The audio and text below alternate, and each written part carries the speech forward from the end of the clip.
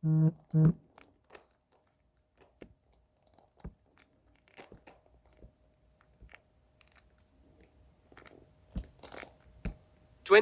Tokyo Olympics Team USA Women's Artistic Gymnastics Chapter 7 at I-5 Exit 118 Gymnastics DuPont, Washington State, 98327, Episode 1, 05 May 2021. The I-5 Exit 118 gymnastics facility was swamped with sports news media personnel and their bulky equipment and endless rainbow-colored cables attached to equipment of all types and sizes used to broadcast to the masses in TV land. I-5 Exit 118 Gymnastics held a prestigious record for producing Olympians, for which it was renowned. All 8 members of Lillian's group had earned slots on the 2020 Tokyo Olympics Team USA in women's artistic gymnastics. 3 of our coaches had been chosen to participate with the other coaches who'd been chosen to train the members of the official team. White flashes from news cameras and red lights stormed their video recording devices were the new normal. Our media liaison, Miss Breedlove, was operating in frantic mode. All matters related to the media involving our gymnasts first had to be approved by her. It seemed she worked 24 hours a day. She stayed and slept at the gym. Disruptions to their normal routines greatly affected other trainees. First off, breathing space and elbow room was now a luxury. Some time off was issued by staff for our group of 20 to her and every other trainee at the facility. Official training for the official team started at the I-5 Exit 118 gymnastics facility, Beto, spanning out to other places, including the US Olympics Training Center in Colorado Springs, Colorado. The vast majority of the members of our group had gone on vacation with their families. It was extremely rare that trainees received time off. Therefore, their families and guardians took this opportunity for a vacation. Tian, Jasmine, Kim, and I strolled through the front office EC, hoping that sports news personnel would take notice of us. Thus far, they hadn't. All attention was given to the 2020 Olympians. We expressed our intentions through our apparel. I was clothed in an evening dress printed with the 2020 Tokyo Olympics logo and mascot. My hair was tied with an Olympics-themed headband, matching my socks and sandals. We all wore very wide smiles and pretended to be enthusiastic about the goings-on. Tian was clothed in torn knee jeans and a 2020 Games t-shirt and headband with body painting reading 2020 on her left cheek and Olympics on her right cheek.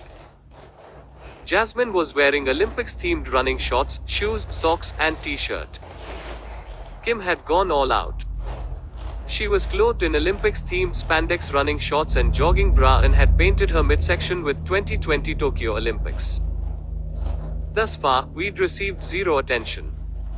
The sportscasters were more interested in the 2 strutting peacocks than in us 4. We'd made ourselves known and visible, yet they dismissed us as overzealous. Either they didn't buy our fabricated enthusiasm or else they didn't care about anything other than the 2020 Olympians. We didn't give up. We persisted. A few hours later, the first actual official training for the 2020 Tokyo Olympics began. I, the group of 14, and several others were hanging out in Mrs. Humphrey's office.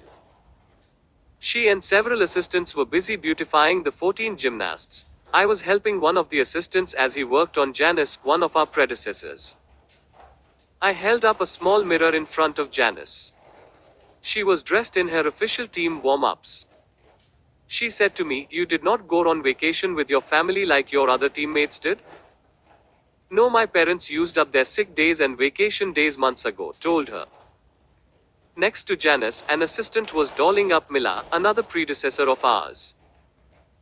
Kim held up a small mirror in front of her. Mila said to Kim, "I'll feel bad you are spending your vacation time here doing this. Don't you have better things to do?" Kim answered immediately, "There is nothing else more important than being helpful to one of the 2020 Tokyo Olympians. This will occur only once in my lifetime. Therefore, everything else can wait." Mariah Irvin, whom Mrs. Humphrey was working on with Kobe, held up a small mirror in front of herself. She said to Kobe, "Thanks for helping. Kobe. Very nice of you." Only my best for the 2020 Tokyo Olympics, because this will occur only once in my lifetime, Kobe answered. Any members of the 14-member 2020 Tokyo Olympics team who were done with having their hair and makeup attended to were sitting and waiting, playing on their smartphones or tablets. Some OT the girls from our group of 22 catered to them and pampered them. Tiantian was sprucing up Beatrice Jones, doing Beatrice's hair, how Mrs. Humphrey had done hers over the years from memory.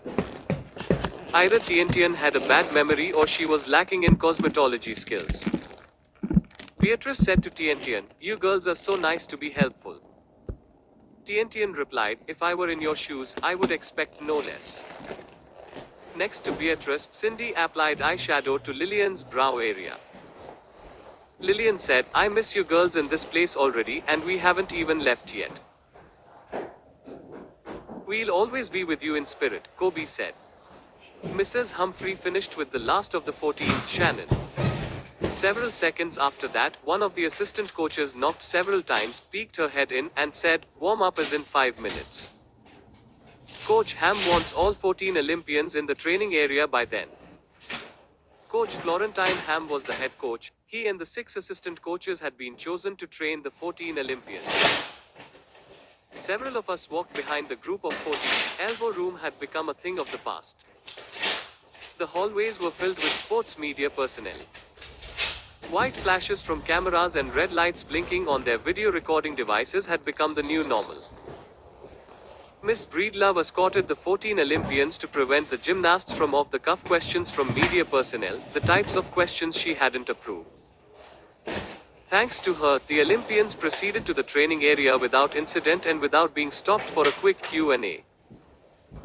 The entrance to the training area was swamped by media personnel with their white flashes and blinking red lights.